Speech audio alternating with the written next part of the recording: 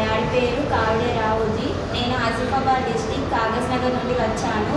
Adilabad BC study సర్కిల్లో 5 నెలల foundation course RRB, SSC, banking, groups ఇతర కోచింగ్ నేర్చుకోనికి ఇక్కడ 5 నెలల ఫౌండేషన్ కోర్సును ఏర్పాటు చేశారు.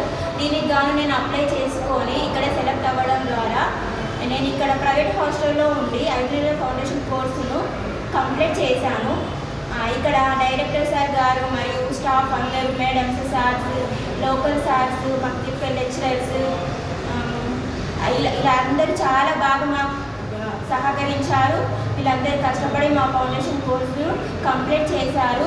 లోకల్ సార్తో పాటు నాన్ లోకల్ సార్ వాళ్ళు, హైదరాబాద్ నుంచి మంచి మంచి ఎక్స్పీరియన్స్ ఉన్న సార్ వాళ్ళు కూడా వచ్చి మాకు అన్ని రకాల సబ్జెక్టులు మాకు అర్థమయ్యే విధంగా అన్ని షార్ట్ కట్ ట్రిక్స్ మాకు చాలా బాగా ఎక్స్ప్లెయిన్ చేశారు.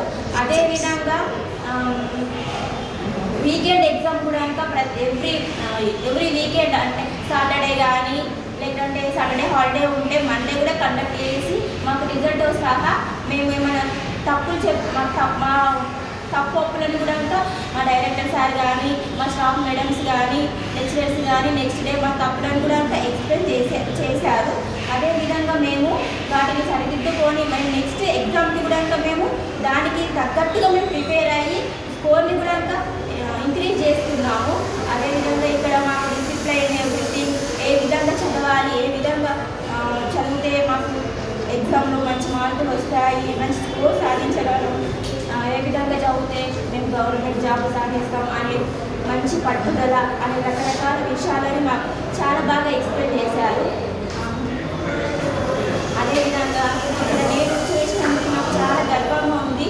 ఇదే విధంగా ఈ బీసీ స్టడీ సర్కిల్ ఎంతోమందికి అలాంటి పేద ప్రజలకి ఉపయోగపడాలని డైరెక్టర్ సార్ వాళ్ళు కానీ, మేడం వాళ్ళు కానీ ఇంకా ఇతర విద్యార్థులకు ఎంతో ప్రోత్సహించి ఇక్కడికి వచ్చే విధంగా చేయాలని, ఇది అందరికీ ఆదర్శంగా ఉండాలని నేను మనస్ఫూర్తిగా కోరుకుంటున్నాను. నాకు ఇప్పటికీ నేను ఏ కోచింగ్ తీసుకోలేదు. ఫస్ట్ టైం ఇది ఇన్ఫర్మేషన్ తెలుసుకొని ఇక్కడికి వచ్చి నేను చాలా బాగా ఎన్నో విషయాలు నేర్చుకున్నాను.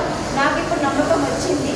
నేను ఫ్యూచర్లో ఏదైనా ఒక జాబ్ కొట్టి నేను ఇక్కడ స్టడీ సర్కిల్కి మంచి పేరు తీసుకొచ్చి మళ్ళీ సార్, స్టాఫ్, లెక్చరర్స్ని లైఫ్ టైం గుర్తుంచుకొని వాళ్ళకి నా జాబ్ని వాళ్ళకి గిఫ్ట్గా ఇచ్చి నేను వాళ్ళకి కృతజ్ఞత తెలపాలని నా యొక్క మనవి.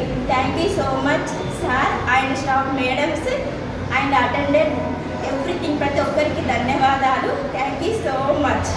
ఓకే చెప్పినా